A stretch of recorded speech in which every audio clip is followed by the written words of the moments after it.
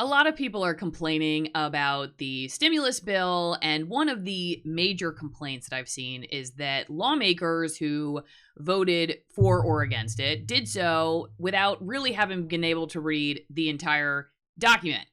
And today, I figured I'd talk about not the ins and outs of the stimulus bill, because I also just don't have time to read it either, and I'm also sure you can find plenty of breakdowns on political channels and what I do as media analysis.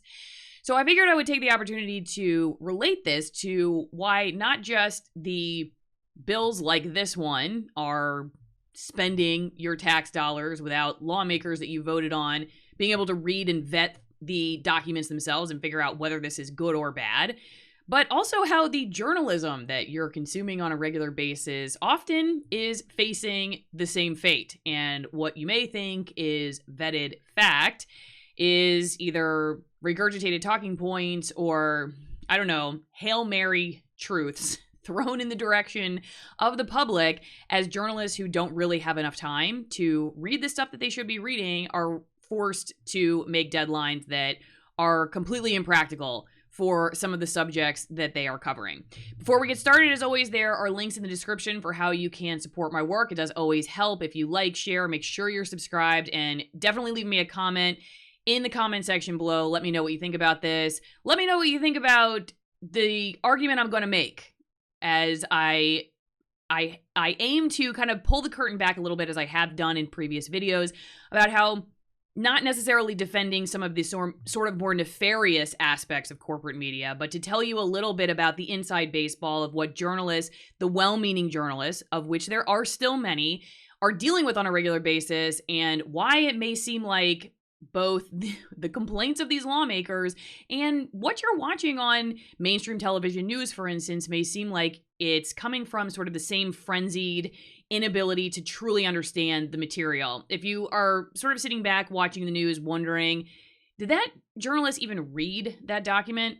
Well, the answer is they may not have. So here are a couple tweets that have been making the rounds on Twitter. This one's from AOC. Congress is expected to vote on the second largest bill in U.S. history today, $2.5 trillion. And as of about 1 p.m., members don't even have the legislative text of it.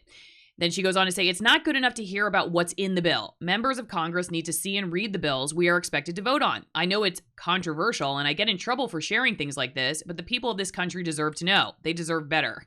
Why is that controversial? I don't know. That's a little weird to me that you would get hand slapped for telling people that this is how it works. This should be important information for the American public. Moving on to Mike Lee. He's a Republican.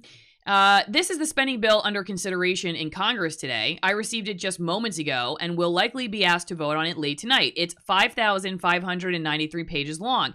I know there are some good things in it. I'm equally confident that there are bad things in it. And then he has a video here if you want to take a look at it. He goes on to say, here's the really sad thing.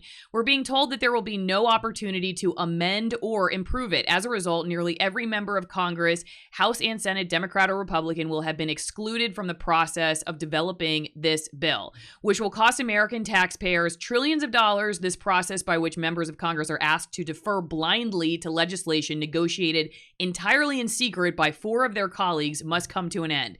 It won't come to an end until no longer works for those empowered by it. That can happen, but only when most members of both houses and both political parties stop voting for bills they haven't read and by design cannot read until it's too late. Then you see, this is from Morgan Griffith. This is actually before some of that. While waiting on the omnibus spending bill over the weekend, I asked if even just part of the text was available to read and was told no. I've gotten a bootleg back alley copy of the bill today to start reading.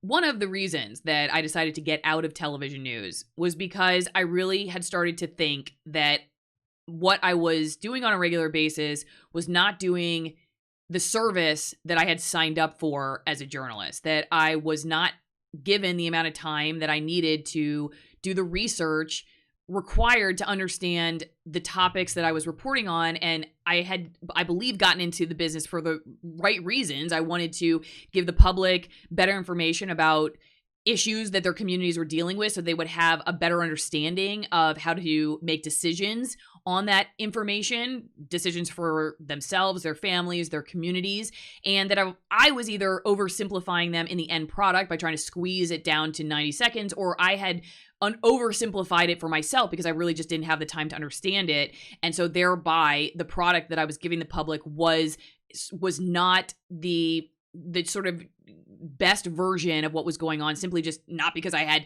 had some malintent, but because I didn't understand it myself, frankly, because I didn't have time. These were regularities in my career, and I was starting to think that there has to be a better way, or at least if there isn't a better way, then maybe it's better just not do this anymore and just start farming or something where I'm not going on television every night telling people that I understand what I'm talking about, when in some cases I did not understand what I was talking about, and that's just fact.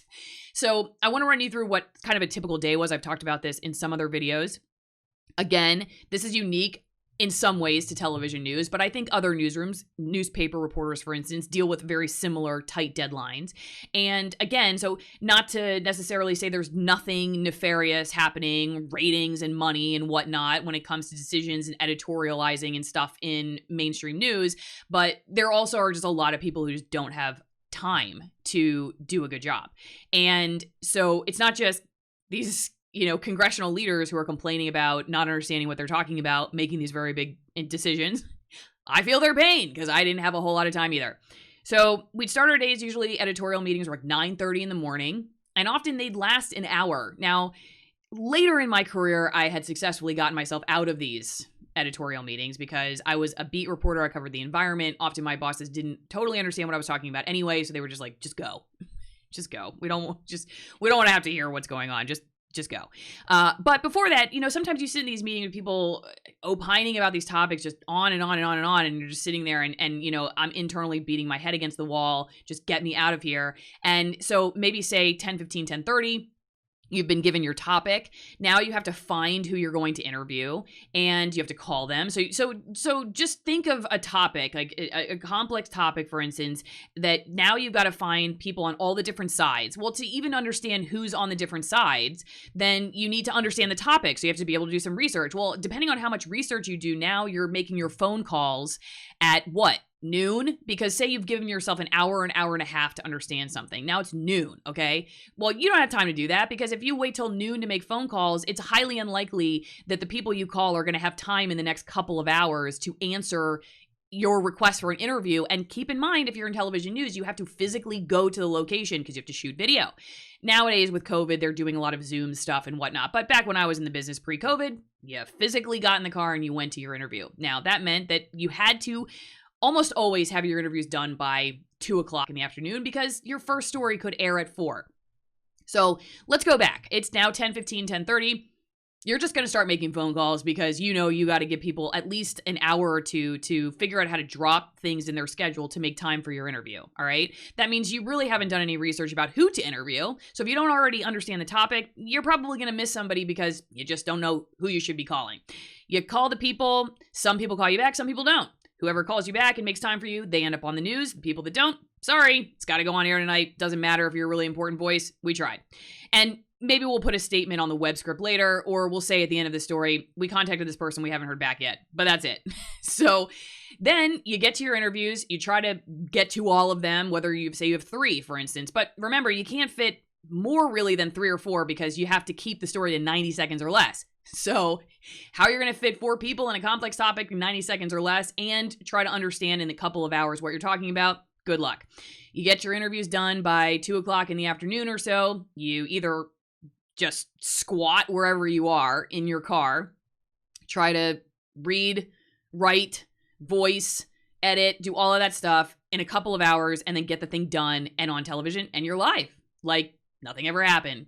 Now, to add to that, I was what was called a multimedia journalist, MMJ, which means for the most part, not always, but vast majority of what I did, I also was the photographer. So I wasn't just the reporter, I was also the photographer. I shot the video, I edited the video, I drove the car, okay? Because keep in mind, a lot of times when you're in TV news and you work as a team, the photographer drives the car. That may not seem like a big deal, but it is a big deal when you only have a couple of hours and you need to read important documents and you're driving the car. You clearly can't do that. So it cuts you at the knee for that. You can't read the documents you need to read while driving. It's hard to make phone calls because A, sometimes it's unsafe. B, maybe your state has a law that you're not allowed to do that while driving.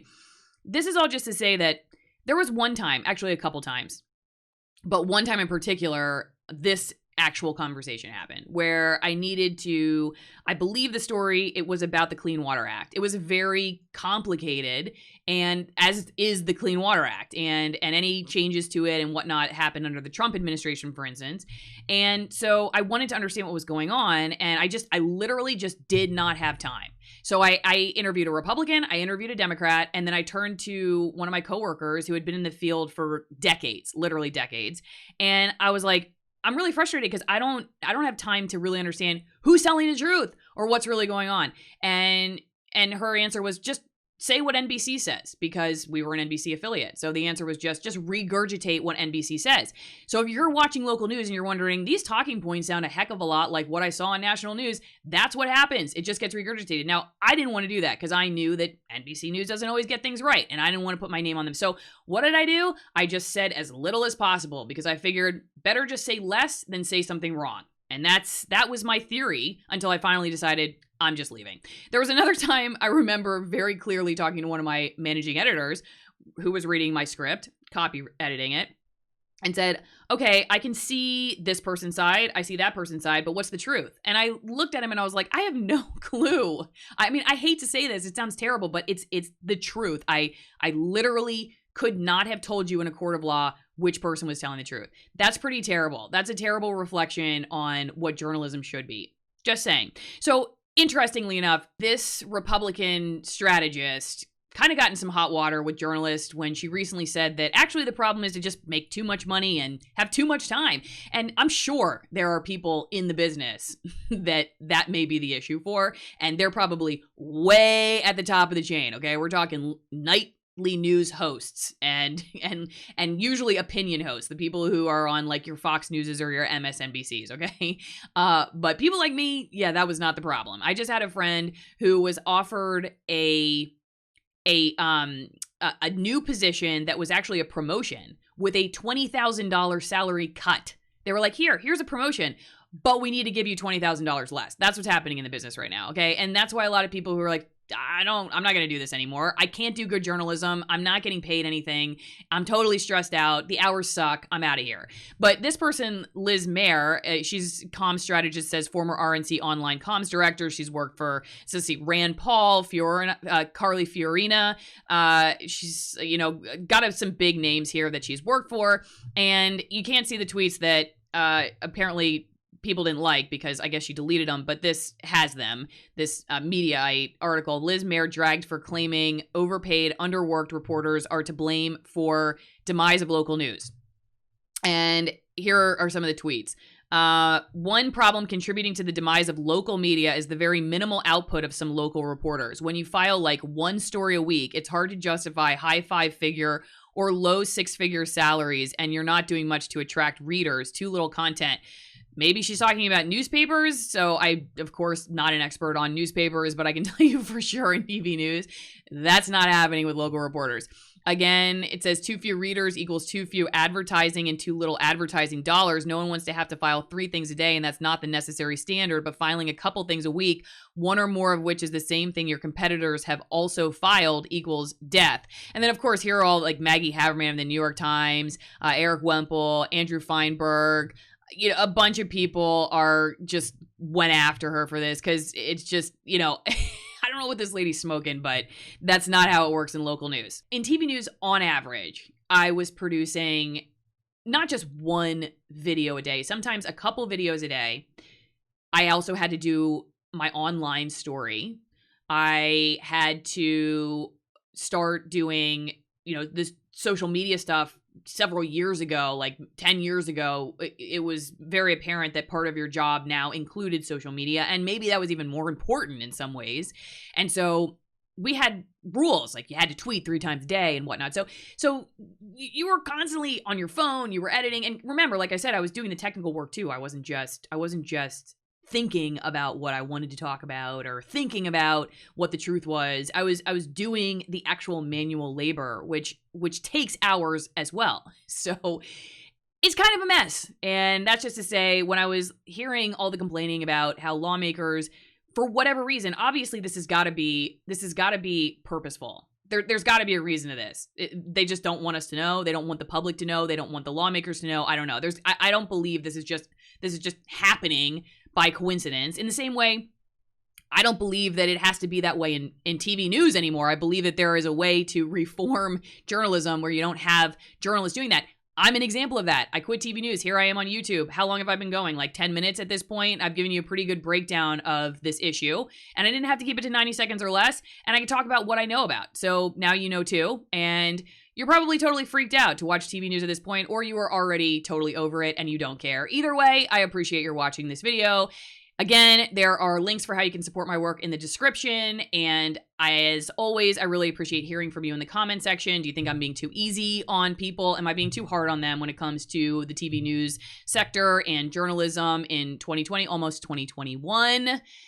And I'll see you next time.